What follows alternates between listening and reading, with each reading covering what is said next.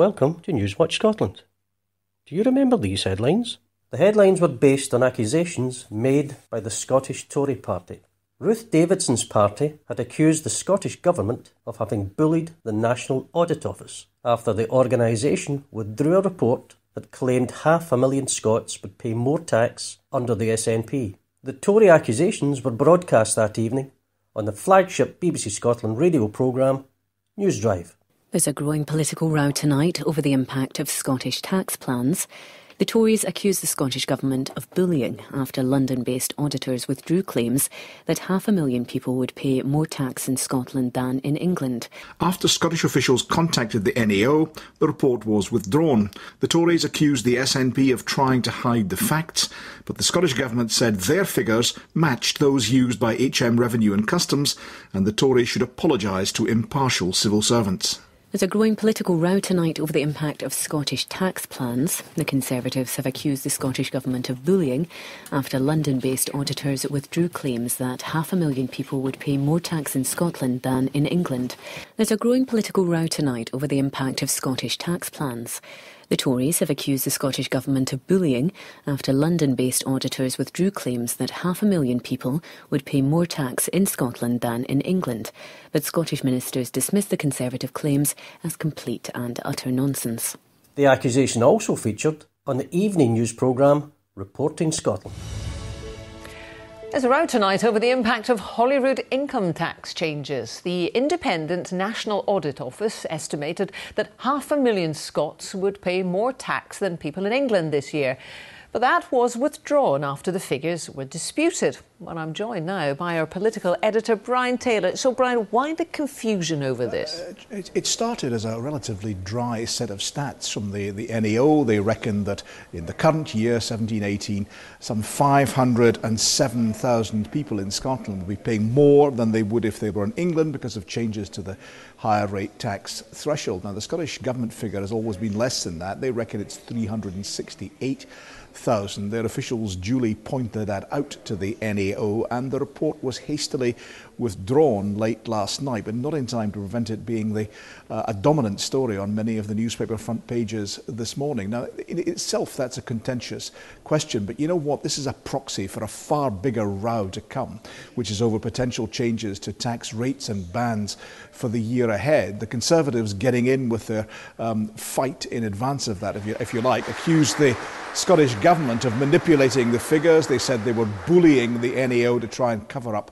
the truth. The Scottish Government pointed out in response that their figures are actually in line with those used by Her Majesty's Revenue and Customs, and they described the claims from the Conservatives as, quote, complete and utter nonsense. Brian Taylor, thank you. The Scottish Government was presented on the defensive. No effort was made to ascertain whether the Tory accusations held any merit.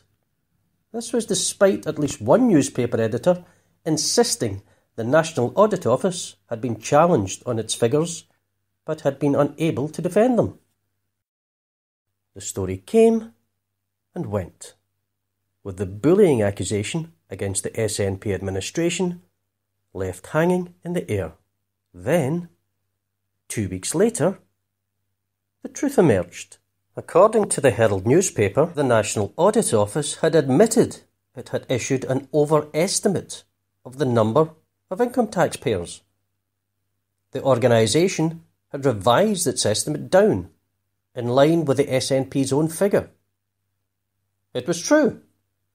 The National Audit Office had issued a press release on November 27th. The press release contained the following. An earlier copy of this report was shared under embargo with media outlets on the 13th November for publication on 14th November. Unfortunately, that version contained an overestimate of the number of Scottish taxpayers who earn above the higher rate income tax threshold, and subsequently the number of people that would pay the basic rate of income tax if they were not Scottish taxpayers. The NAO identified this at a late stage and immediately took the decision to postpone the report's publication. The admission from the National Audit Office blew apart Tory accusations of bullying. Indeed, it appeared Ruth Davidson's party had simply invented the bullying claim. So how did BBC Scotland report this revelation? The answer is barely. There were no repeat bulletins on NewsDrive, nor is the issue covered on Reporting Scotland.